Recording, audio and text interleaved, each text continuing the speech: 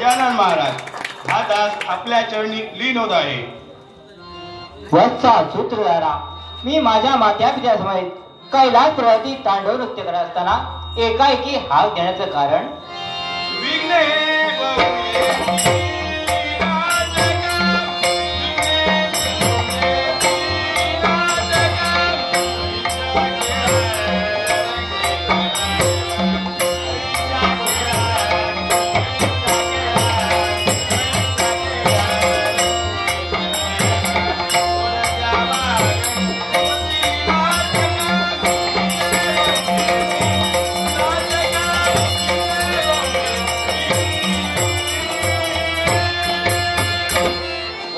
सूत्रधारा, चिंता करू नको.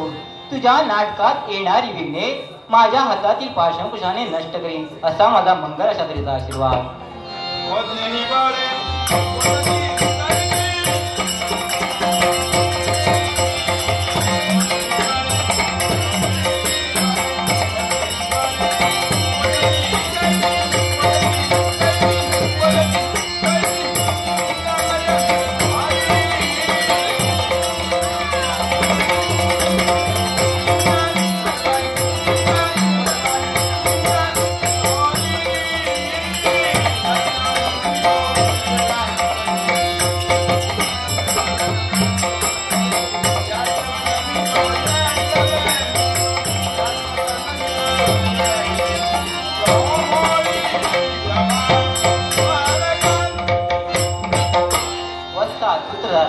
तुझ्या नाटकातील मतिमंद बालके देवगुरु बृहस्पती प्रमाणे भाषण करतील, गंधर्वाप्रमाणे गायन करतील आणि अष्टरंभांप्रमाणे नृत्य करतील असा माझा शुभ आणि मंगल अशा तऱ्हेचा आशीर्वाद.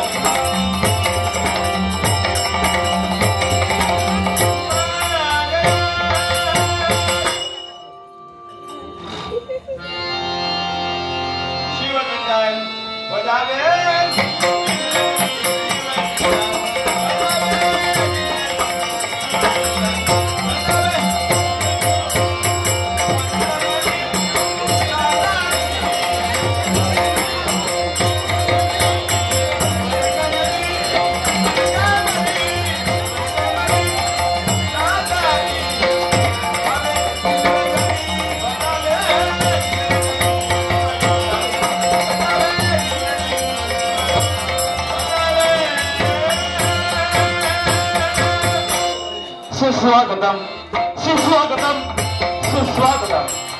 श्रीदेवी माऊली, श्रीदेव सत्यपुरुष मूळ पुरुष ब्राह्मण विठोबा बरोबर ज्यांच्या चरणी लीन होत रंग देवता आणि रसिक प्रेक्षकांना विनम्र अभिवादन करून ब्राह्मण दशावतार नाट्य मंडळ रेडी गावताळवाडी सविनय सादर करत आहोत महान पौराणिक दशावतारी नाट्यपुष्प वीर अभिमन्यू वीर अभिमन्यू वीर अभिमन्यू अर्थात दोन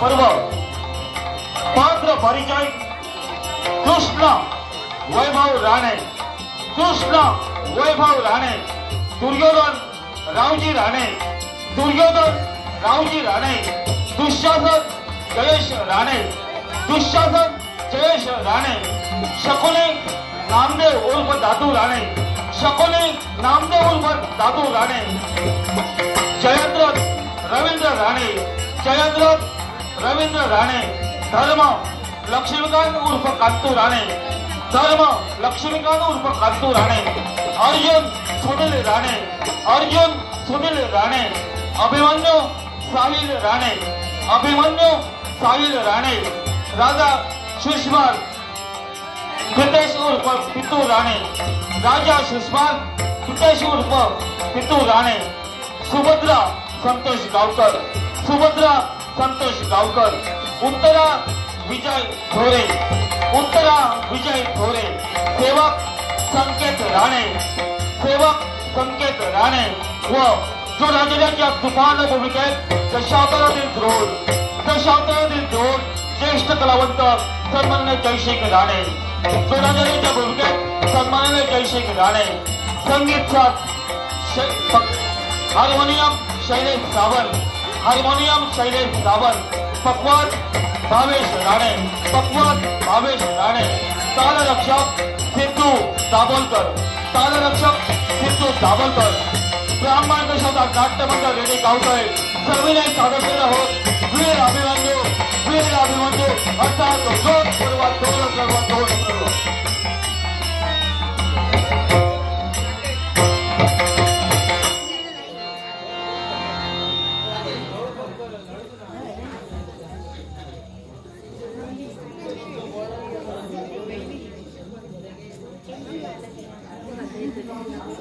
हॅलो संगीत साठीसाठी पारितोषिक आलेलं आहे रुपये 200 रुपयाचं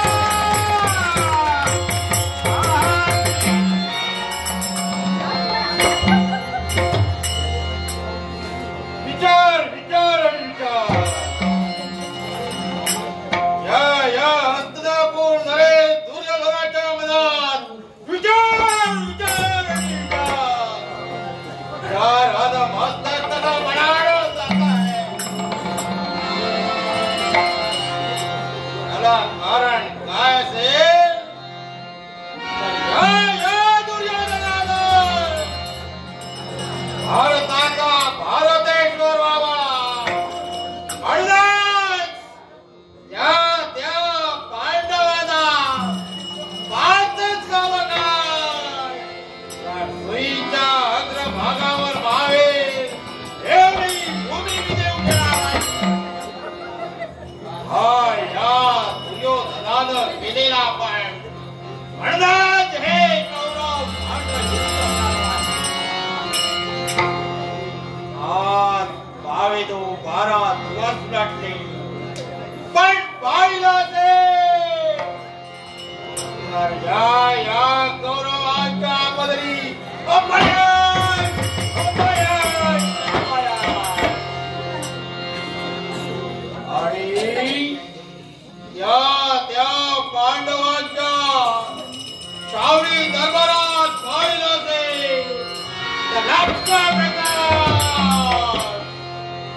आणि या कौरव सेनेच्या शावडी अद्वैताचा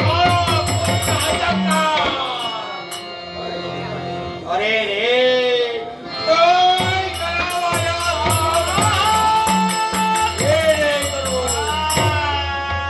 या गौरवाला विजयश्री प्राप्त होईल याचा एक सारखा विचार हा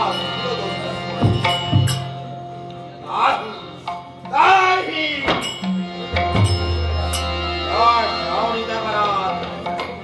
एक वीर येणार आहे त्या उजाडणारा 13वा दिवस या 13व्या दिवसाची रणनीती आखण्यासाठी या श्रावणी दरबारात एक वीर येणार आहे त्याला आम्ही प्रचारण केलं आहे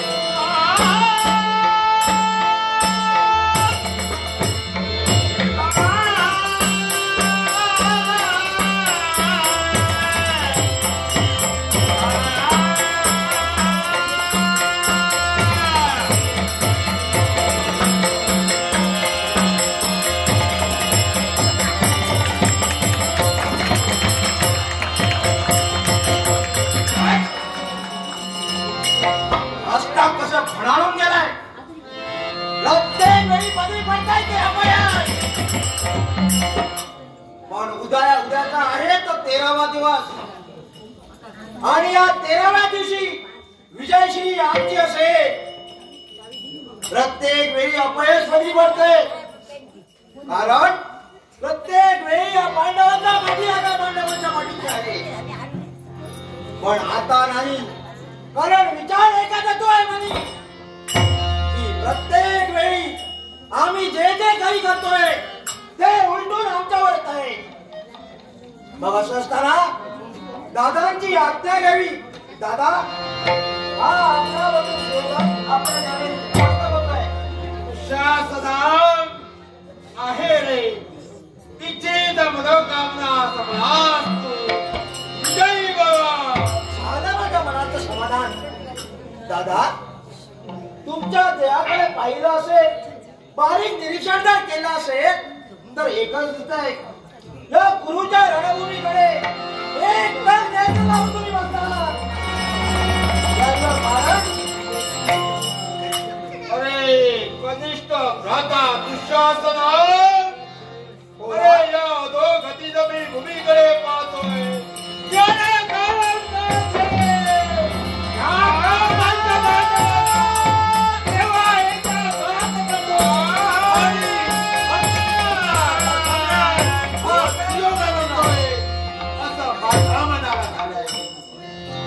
प्रत्येक वेळी पडताय ते अपयश आमच्या पदरी आमच्या पदरी येत आहे ते अपयश म्हणूनच आम्ही खचून गेलो आहे काय करावं जेणेकरून विजयीची पताका आम्ही फडकवू शकतो याचा विचार आम्ही करतोय आजच्या या रात्रीच्या भारी थोड्या मोठ्यांच्या सुट्टीने आपण उदयी असणारा तो 13वा दिवस आणि या 13व्या दिवशी एक तरी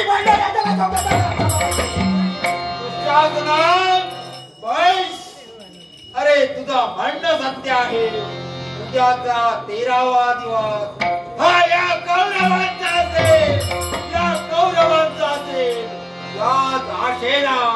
या शावरी दरबारात मी बसलोय आणि वीरांची प्रतीक्षा करतोय.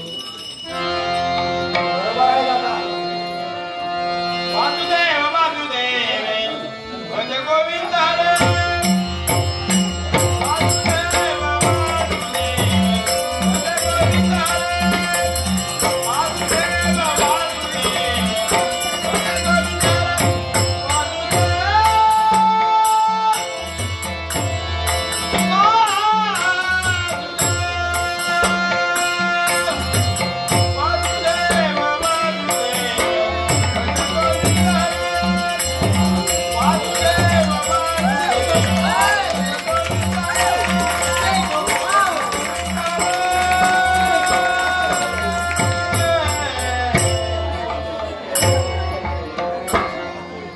गांधार देशाचा त्याग केला आणि हस्तिनापुरात टाकलेल्या भाकरीच्या तुकड्यावर मी जगतोय.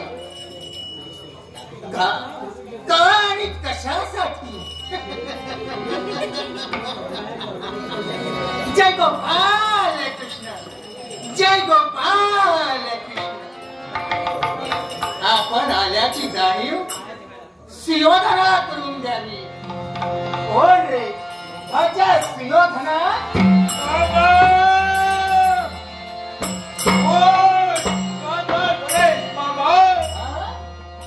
हा हस्तिनापूरचा युवराज आपल्या चरणी नतमस्तक होतोय. होईल होईल, तुझा कुलाक्षय होईल रे.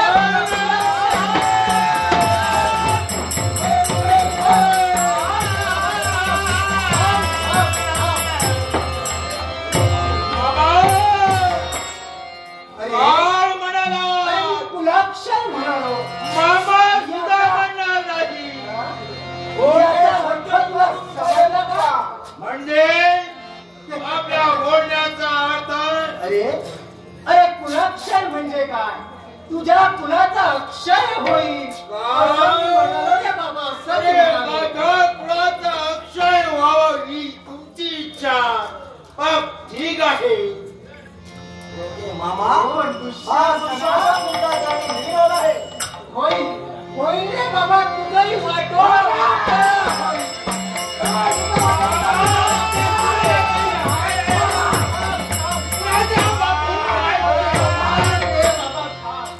ऐकून तरी घ्या. काय वाटोळं म्हणजे काय?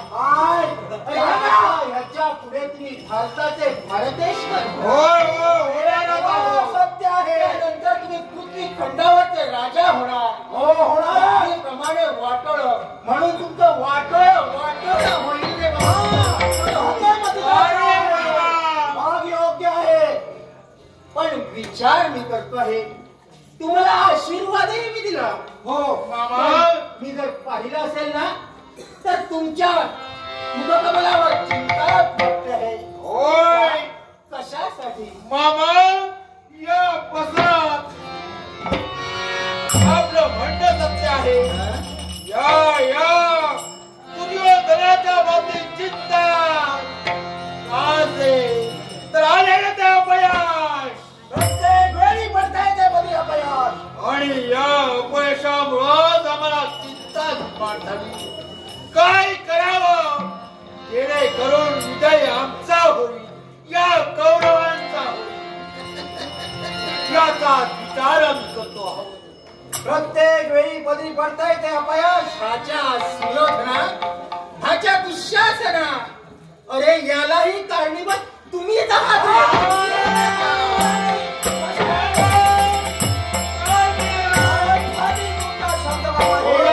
कारणीभूत मी आहे. हे तू स्वतः आहे. तो कसा काय? मला एक सांग रे, काय ते? या युद्धात तुझा पराजय होतो आहे आणि पांडवांचा विजय होतो आहे. सत्य आहे ना? होय. मग असं हे का हे होत आहे? पद काढतोय. असं का होत प्रत्येक आहे? दिवशी अपयश. केलास का रे? आणि त्या पांडवांना यश येत आहे. हं? आमच्या जवळ 11 अक्षयी सैन्य असतानाही, रती महारथी योद्धे असतानाही आमच्या पदरी अपयश. याचा विचार आम्ही मी करतो. आतापर्यंत आम्ही अगदी बघत होतो तुमचा. अरे याचा विचार आता करून काय फायदा? म्हणजे आपल्या बोलण्याचा अर्थ. अरे युद्धाचे 12 दिवस संपले. होय. 12 दिवसही तुमच्या माती अपयशही आलं. अरे याला मामा साबून ठेवतोय. जखमेवर मीठ चोळण्याचं काम करा. तर या पाटाची गरज आहे. तुला समजत कसं नाही? अरे मी काय सांगतोय, तुला आजपर्यंत अपयश येत आहे ना? होय. त्याच्या मुळाशी कारण एकच. कोण? सांगा मामा, लवकर सांगा. मला एक सांग, या युद्धात तू नायक म्हणून आहेस. होय. मग सर्व अधिकार या दुर्योधनाच्या हाती आहे. काय? मग मला एक सांग रे, तू जे सर सेनापती पण आजपर्यंत दिलंस ते कोणाला दिलंस? अरे त्या खेळल्या म्हाताऱ्यांना दिलंस. त्या म्हाताऱ्यांना दिलंस. काय मुखातून आपल्या शब्द सहज बाहेर पडताय. जे सर सेनापती पद दिलं गेला ते म्हाताऱ्यांना दिलं गेलं. पहिलं सर सेनापती पद दिलं ते कोणाला? आमचे पितामह भीष्म यांना. सत्य आहे तुझं म्हणणं. आणि हा? 10व्या दिवशी ते शरबंधरी पडले. त्या दिनानंतर सेनापती पद दिलं असेल कोणाला? अरे त्या दुसऱ्या खेळण्याला तू दिलं. काय केलं? त्याने आम्हाला या क्रिकेट पारंगत केलं. अरे त्यांच्या सारखा धनुर्वीर या विश्वात नाही. त्यांनी अनेक धनुर्विद्येत निपुण केलेले योद्धे आहेत. अशा गुरु द्रोणाचार्यांना मी सर सेनापती पद दिलं. त्यात आमचं काय चुकलं? अरे चुकला तू, तिथेच चुकला. काय? अरे मला एक सांग, आजपर्यंत त्या गुरु द्रोणाचार्याने तुमचं कौतुक केवढं केलं? आज जर बघितलं असेल तर अन्न खातायत तुमचं, पण गुणगान गातायत त्या पांडवांचं.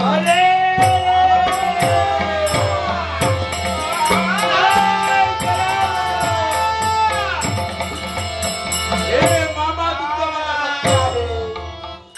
अन्न खातायत आमचं आणि प्रेम कुणावर? म्हणूनच म्हणतोय यालाही मार्ग आहे. काय? मामा बसा.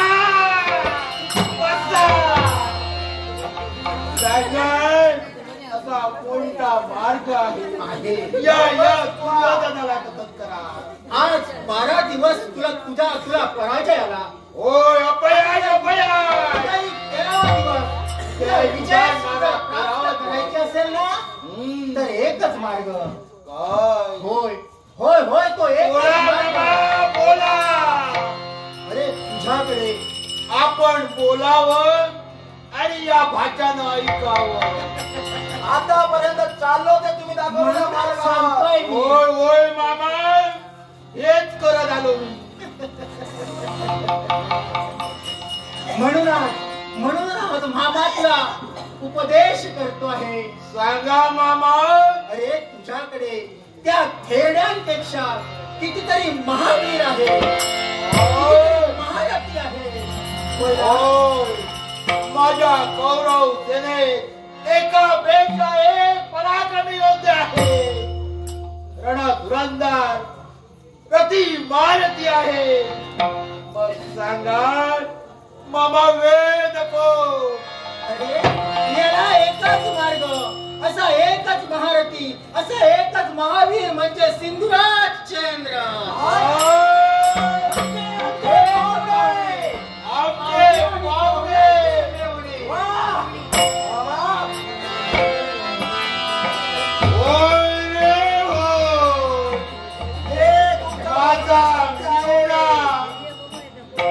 माझा पाहुणा तो सिंधुराज चंद्र मान पराक्रमी आहे.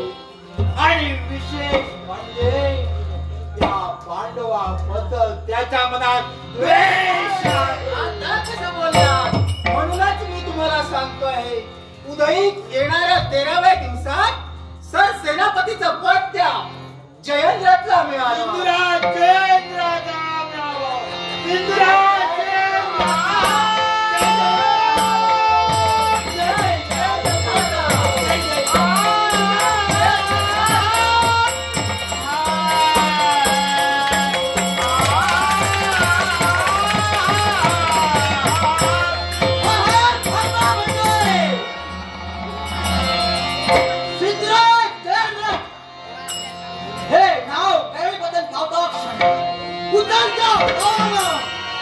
या कौरवांच्या शिखराच्या दिशेने आलो.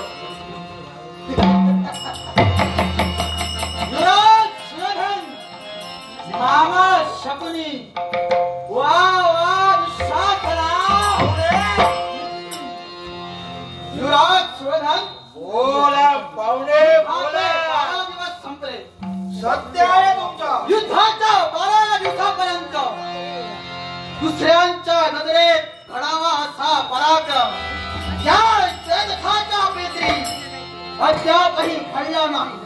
आणि असं असताना या 12व्या दिवशीच्या रात्री मला बोलवण्याचं कारण कोणतं? होय, आज या शावणी दरबारात, या कौरव शावणी दरबारात जयद्रथाचा जय जयकार होतोय. जयद्रथाचा जय जयकार होतोय. जयद्रथा यालाही त्याच प्रकारचं कारण आहे रे बाबा. मामा शकुनी वरून वरून हिरड्या घालण्याचा प्रयत्न करू नका. नेमका मुद्द्याला हात घाला आणि जे काही कारण असेल ते निश्चितच जयद्रथा. आजपर्यंत 12 दिवस तू तुझे वीरश्री दाखवलं निश्चितच, पण ते कोणीही त्याची किंमत केली नाही. याला कारण काय असेल तर सर सेनापतीच्या पदी असणारे अधिकार, त्यामुळे आपल्याला संधी मिळाली नाही आपले पराक्रम सिद्ध करण्याची. बोलण्याचा भावार्थांचा धनी येत नाही. बोलण्याचा भावार्थ एकच, कोणता? तुम्हाला या गुरुच्या रणभूमीवर आपले पराजय दाखवायचे आहे. जेणेकरून या गौरवाला विजयाची प्राप्त होईल. थांबा युवराज सुरधन. क्षणभर मुखात शब्द मुखात ठेवा म्हणतोय. युवराज सुरधन, हा विचार तुम्ही यापूर्वी करायला हवा होता. युवराज सुरधन, सेनापती पद जे तुम्ही या म्हाताऱ्या खेळड्यांना दिलं. युवराज सुरधन, ही म्हातारी खेळणार तुम्हाला विजयश्री प्राप्त केला. माझ्या मनात एक तऱ्हेचं चुकलं. ही म्हातारी खेळणा अन्न खातात कौरवांचं आणि ही तर किती आहे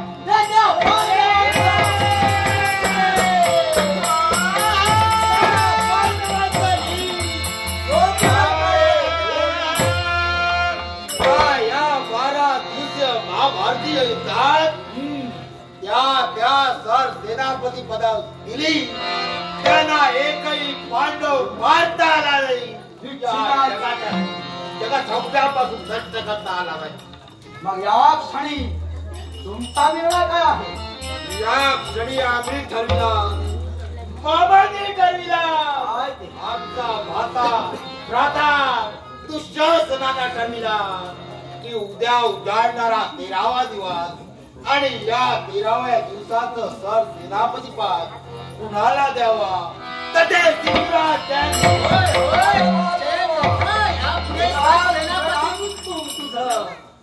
या वेळी तुम्ही तुमची बुद्धी जागेवर आली असंच मला वाटेल. मग या क्षणी त्या सेनापती तुम्ही काय करणार आहात? याची चिंता आपण करू नका. त्या सर सेनापती गुरु द्रोणाचार्याचं काय करावं हे आम्ही पाहू.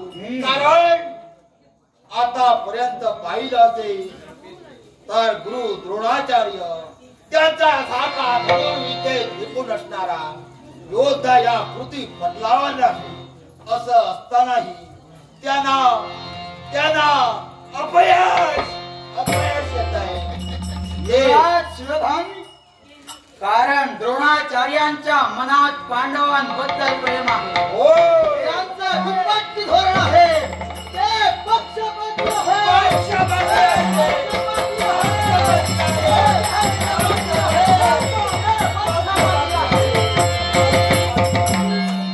मुखातील शब्द मुखात ठेवा. कोण पक्षपाती आहे? हा द्रोणाचार्य. नाही, द्रोणाचार्याला पक्षपात कुणाबद्दलही केला नाही आणि याच्या पुढे करणार नाही. काय म्हणाला? दिवसाचा सेनापती पद तुम्ही मला दिलं, सत्य आहे म्हणणं आपला. पण त्या 5 दिवसात आहे अजून 3 दिवस शिल्लक राहिले. 2 दिवस विजयश्री मला त्या पांडवाच्या मृत्यूला करण्याची, म्हणून तुम्हाला वाईट वाटतंय. आता देशाधिपती मामा शकुनी बोला चाणक्य वारे. अरे हस्तिनापुराच्या वारला दबा धरून बसलेला या पांडवाचा नाश व्हावा की कौरवाचा नाश व्हावा याचा विचार तू केलेला नाही. याच्यात तुझा स्वार्थ काही ना काहीतरी असणार. धर्माचार्य, षडंग धनुर्वेद, युद्ध विद्येची सर्व कला ज्ञात असणारा आचार्य, रुद्र देवते ज्याप्रमाणे शंकर श्रेष्ठ, देव देवता ज्याप्रमाणे देवेंद्र श्रेष्ठ, ब्राह्मण ज्याप्रमाणे वशिष्ठ श्रेष्ठ, यक्षा ज्याप्रमाणे कुबेर श्रेष्ठ, त्याच प्रकारे धनुर्विद्येत आचार्य तुमच्यापेक्षा सर्वश्रेष्ठ कोण आहे. आणि या 12 दिवसाच्या महाभारत युद्धात कौरव पक्षाकडून आपण लढत आहात. मग सांगा, या 12 दिवसापर्यंत आपल्याला एकही पांडव सत्य आहे. सत्य आहे. 2 दिवस सेनापती पदाची वस्त्रालंकार द्या. सैन्याच्या अग्रभागी लावून अचूक शरसंघाचार्य केलं. त्या द्रोणाचार्याला पक्षपाती म्हणतात. पक्षपात मी कुणाचाही केलेला नाही आणि करणारही नाही. ऐक शिंदराज, कौरव ही माझे शिष्य, पांडव ही माझे शिष्य. असं असताना गुरुच्या रणभूमीवर जो लढा चाललेला आहे तो कुणामुळे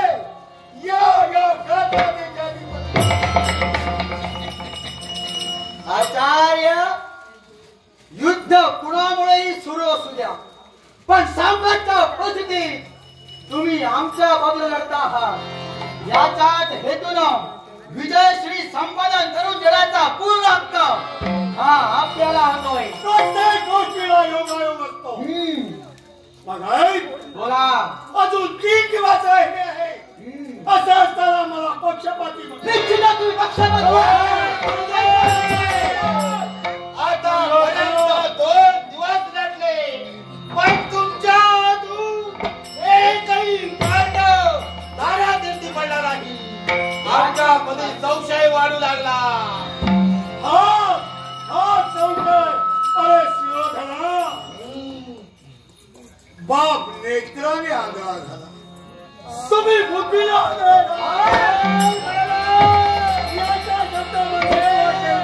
म्हणून तिथं तिथं तोडण्याची पडता आणि तुमच्या साह्याकरिता हा सिंधुराज याच्या जीवावर उड्या मारता हत्तीदार. आचार्य, सेनापती पदाची माळा तुमच्या घरी घातली गेली. 11व्या दिवसाचा दिवस सुधारला. हा म्हणता कमांडो धुराचा रथ त्या पांडव सैन्यावरून पडला. हा म्हणता सिंह ज्या प्रकारे बकरीच्या कळपात घुसतो त्याप्रमाणे तुम्ही त्या पांडव सैन्याचा घात करू लागला. हा म्हणता धर्माच्या रथासमोर तुमचा रथ येऊन ठेपला. त्याच वेळी सर्व सैन्याच्या मुखातून एकच शब्द, मेला तो धर्म मेला, त्या धर्माला बंदिवान केला. हा माझा पक्षपात होता की काय? ऐका म्हणतोय. पक्षात त्याच वेळी ज्या वेळी अर्जुनाचा रथ पुढे येतो का आणि तुमचा रथ हाताने मागे जातो का, सांगा हे पक्षपात माहित काय? त्या धर्मावर पंचबाण सोडले. त्याच वेळी त्या धनुधारी पार्थाचं आगमन तिथं झाला. एका बाणाच्या आघातानं तुमचे सोडलेले ते दशबाण त्याने तोडून टाकले. आपला रथ बागे अर्जुन हा नरनारायणाची जोडी म्हणजे कृष्ण आणि अर्जुन. त्या अर्जुनाचा रथ पुढे आला. मी माघार का गेलो तुझ्या प्रश्नाचं उत्तर आहे. द्या म्हणतोय. सिंधुराज बोला. एखादा व्याघ्र जर आपल्या अंगावर येत असला तर शिकारानं मागं जायचं असतो. हा नियम तुला ठाऊक आहे का? निश्चितच. आणि त्याच वेळी त्या धनुधारी पार्थानं पंचबाण लावून माझ्या चरणाशी नतमस्तक झाला. वा. पक्षात शरण आलेला मरण आहे. नाही. मग शरण आला त्याचा घात मी करीन असं वाटलं का तुम्हाला? म्हणून माझा पक्षपात आणि हा पक्षपाताचा दोष धिक्क धिक्क. आपण पक्षपाती आहात.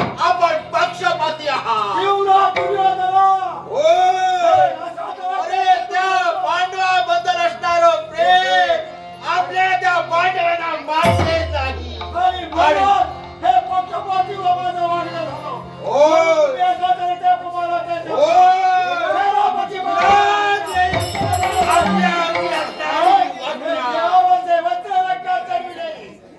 शोभावान मिळण्याकरिता नव्हे तर आपल्या कर्तव्याचा करण्याकरिता थोडा जयाचं कर्तव्य जगात श्रेष्ठ राहिलेला असं असताना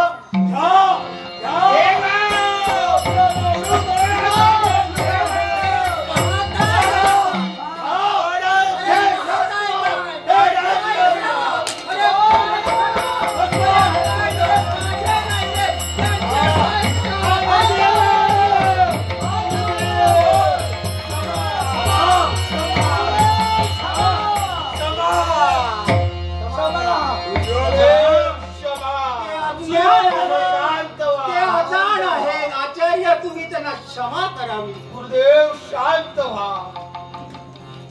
आमचं चुकलं. त्या शब्दानं आम्ही आपल्याला प्रथमतः लाट मारावी आणि नंतर आपलं मन त्याला जवळ करावं. हाच तुमचा न्याय नाही आचार्य. पण निश्चितच आम्ही चूक केली असं तर आम्हाला वाटतं आणि म्हणूनच आम्ही तुमच्या चरणाशी लोटांगण घेतो. मग ऐका यावेळी चरण धरले मी तुम्हालाही यावेळी शरण आलेला मन देणार नाही. जवान शास्त्र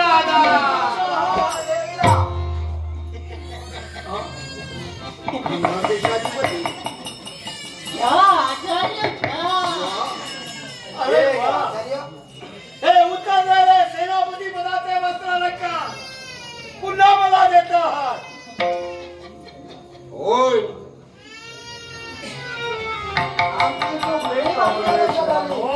देव पुनश्च आम्ही सर सेनापती पदाची माळ आपल्या कंठी घातली आहे. मला ठाऊक आहे दुर्योधना कारण ही चांडाळ चौकडी आहे. चांडाळ चौकडीचा नेता कोण असेल तर हा चांडाळ मग सांगा काय अपेक्षा आहे तुमची? एका जोरादारानं काय केलं पाहिजे? उद्याचा उजाडणारा 13वा दिवस आणि त्या 13व्या दिवशी विजयीची पताका या कौरवांच्या बाजूने यावी.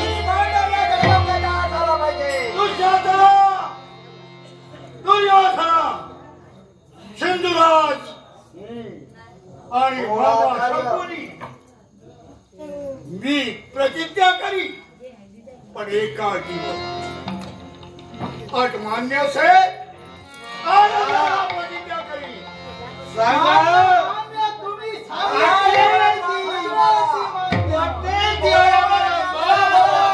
या द्रोणाचार्याच्या अधिकाराखाली साऱ्या सैनिकाने युद्ध करत असताना त्या तिळमात्रही कुणी कसूर करायची नाही, नव्हे तर कुणी कुणाशी पक्षपात करायचा नाही. होय होय गुरुदेव, घोडदळाने घोडदळाशी धनुर्धारी या धनुर्धारीची युद्ध करावं. योग्य बोलता. गदाधराने गदाधराचे युद्ध करावं, पायदळाने पायदळाचे युद्ध करावं. आणि या जर कुणी कसूर केली असेल तर हा तमाम कुणी द्रोणाचार्य आहे. आपली ओढ आम्हाला मान्य आहे. काय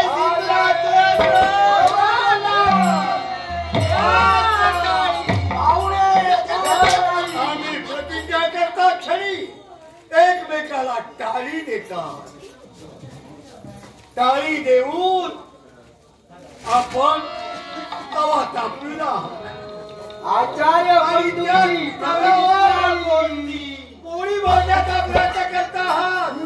ती पोळी खाताना कोण पोळेल तुमचं द्या. आचार्य नगारा तापवल्याशिवाय तो वाजत नाही, त्यामुळे नगारा हा तापवावाच लागतो. मग आणि आधी तेल ओतल्याशिवाय हा भडकत नाही. ऐक, प्रतिज्ञा तर कोणती? आपली वाणी आम्ही प्रतिज्ञेने ऐकणार आहोत. प्रतिज्ञा पूर्वक आपण तसा 13व्या दिवशी कुरुच्या रणभूमीवर सैन्याच्या पूर्वी दोषित अभेट चक्रव्या चक्रव्याचा भेट करण्याची शक्ती कुणाच्याही असली नाही. असा चक्रव्य निर्माण करी. त्यावेळी तिथं पक्षपात कुणाने नाही. आणि उद्याच्या युद्धात चक्रवात एक तरी पांडव मारी ही माझी प्रतिज्ञा.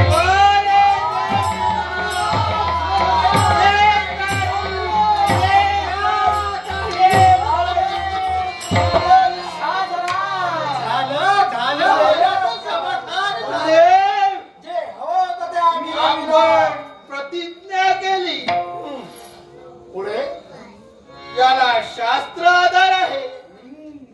दानाला दक्षिणा, पराक्रमाला बक्षीस, शापाला उशाप, तद्वत प्रतिज्ञेला प्रमाण.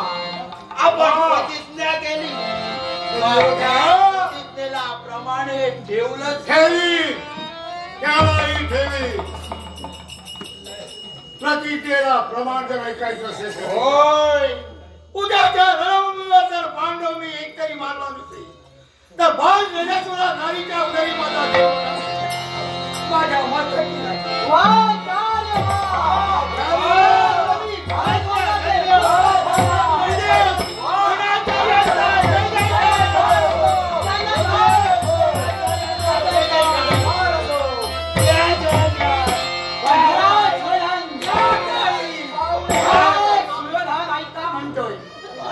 क्षणभराच्या आनंदाने बुरळून जाऊ नका, कारण चक्रव्यूहाची निर्मिती उद्याच्या दिवसात आचार्य करणार आहे.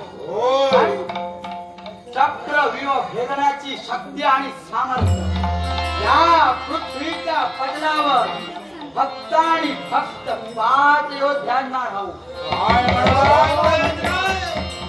चक्रव्यूहाची भेद करण्याची कुवत ही हातीच्या बोटावर मोडण्या एवढे योद्ध्याला माहित आहे. निश्चित का ते ऐका.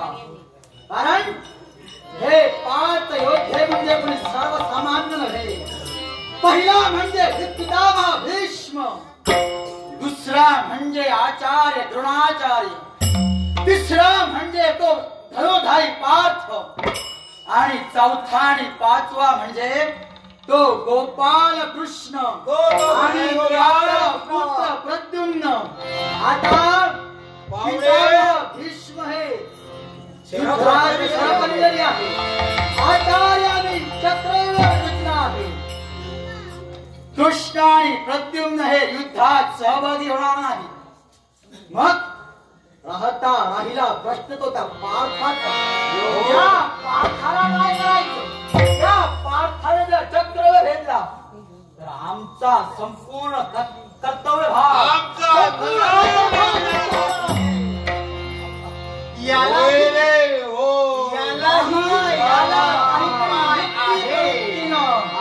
मार्ग सुटलेला पाहिजे.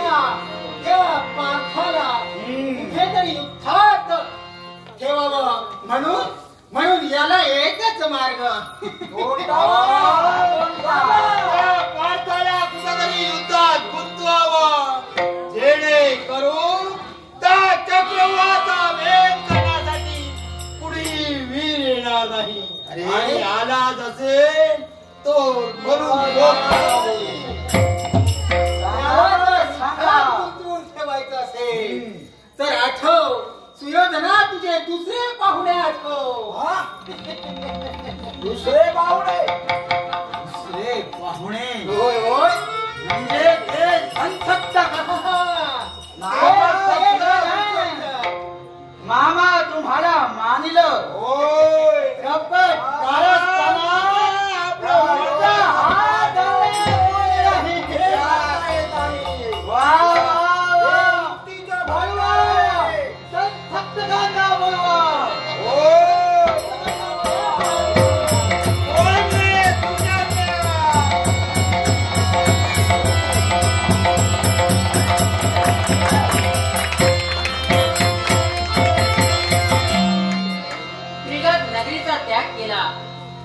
आणि या कौरवांच्या श्रावणी दरबारापर्यंत माझं येणं झालं. संदेश पाठविला. तात्काळ विलंब न लावता रथारूढ झालो आणि इथपर्यंत आलो. का बरं बोलावलं असेल याचं कारण विचारावं. कोण पाहुणे? पाहुणे या आहे.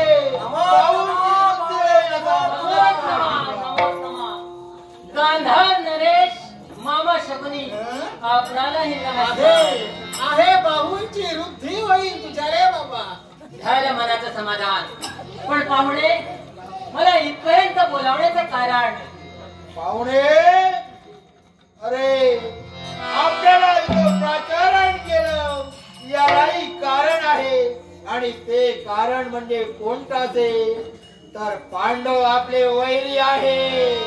होय, पांडव तुमचे वैरी आहेत म्हणजे माझेही वैरी आहे. आणि हे ध्यानी ठेव. सुवर्ण संधी. तुम्ही मला सुवर्ण संधी देत आहात, मग या संधीचा मी सोनं करीन. आठवा सुशर्मा, आठवा तुमची ती प्रतिज्ञा. ज्या वेळी त्या धनुधारी पार्थाला आपण मारणार आहात त्याच वेळी या जगविख्यात एक योद्धा म्हणून तुम्ही सांगणार आहात. आणि होय, आठवते ती प्रतिज्ञा. आठवते. तुमचं म्हणणं बरोबर आहे. प्रतिज्ञा जगण्यात एक सुवर्ण संधी आली आहे. आणि ती सुवर्ण संधी कोणती असेल तर उद्याच्या दिवसात तुम्ही साऱ्या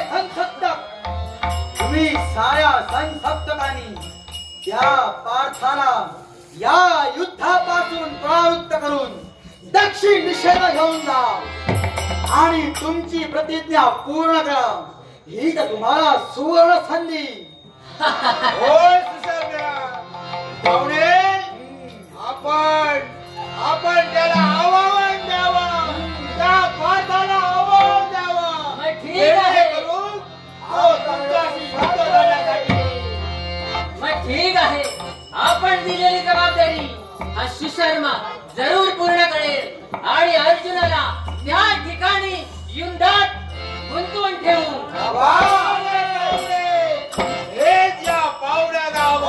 ठीक आहे, झालं माझ्या मनाचं समाधान. दिलेली जबाबदारी आपण पूर्ण कराल या ती मात्रही शंका नाही. नाट्यरसिको, सागर राणे यांना माझ्या कलेचा गौरव करण्यासाठी अनमोल असं पारितोषिक दिलंय. माझ्या मंडळाच्या वतीनं गणरायाला वंदन करून, विठोबाला वंदन करून या बक्षिसाचा स्वीकार करतो.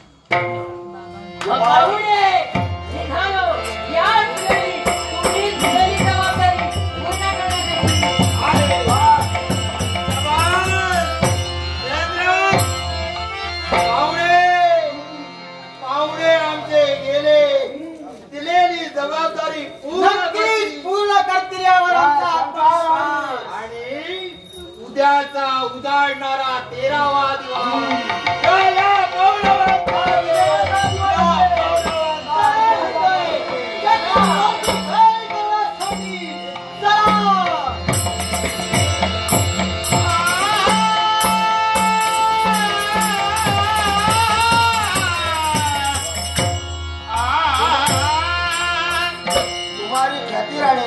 हिने हे माझ्या कलागुणांचा गौरव करण्यासाठी मला पारितोषिक दिलाय.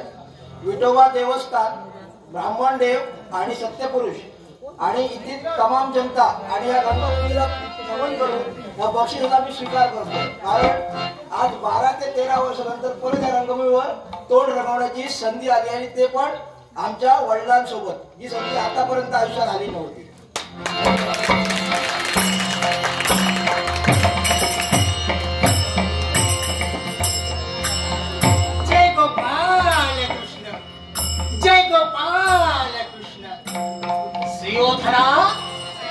रणभूमीत युद्ध खेळण्यापूर्वी मला भूमीत युद्ध खेळावं लागतं.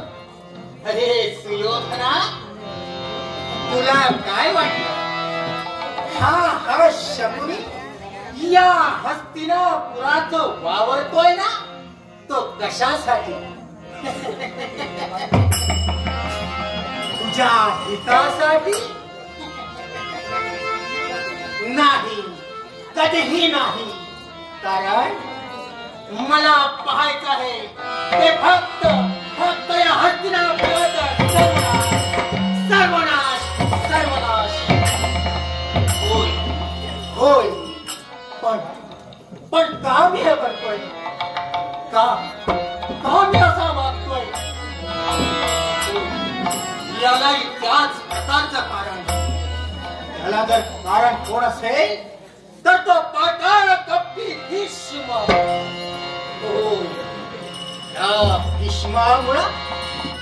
त्या भीष्मामुळं माझी भगिनी गांधारी तिच्या आयुष्यात अंधार आला. तिने कायमचं अंधत्व पत्करलं. कारण त्या भीष्मानं माझ्या पिताश्रींचं त्या आंधळ्या धृतराष्ट्रासाठी माझ्या भगिनीची मागणी केली. त्यावेळी हा भीष्म इच्छा मरणी असल्या कारणानं आणि तो महावीर असल्या कारणानं माझे पिताश्री राजा सुमंत यांनी त्याच्या मागणीची अवहेलना करू शकले नाही.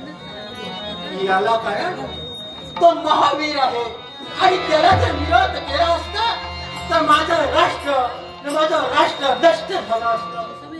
याच भीतीनं माझ्या पिताश्रीनं माझ्या भगिनीचा विवाह त्या आंधळ्या धृतराष्ट्राबरोबर आंधळ्या धृतराष्ट्राबरोबर माझ्या भगिनीचा विवाह झाला. याची कल्पना माझ्या भगिनीला मुळीच नव्हती.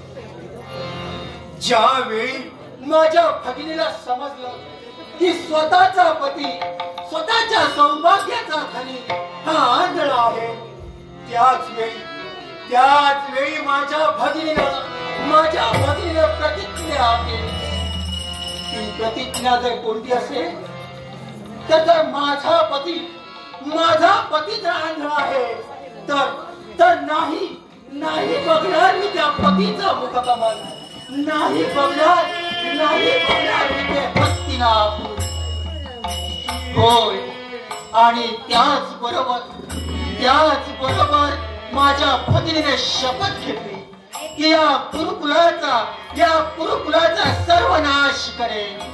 म्हणूनच त्याच उद्देशानं हा शकुनी मामा, त्याच उद्देशानं या हस्तिनापूरचा सर्वनाश करण्याकरता इथपर्यंत हस्तिनापुरात राहिला आहे. जय गोपाळ, जय गोपाळ. सन्मानित रसिकजनो, स्वप्नील नाईक माझे मित्र यांनी माझ्या कलागुणाचा गौरव करण्यासाठी अमोल असं पारितोषिक दिलंय. त्यांचा तुमचा आभार म्हणून या बक्षिसाला मी स्वीकारतो.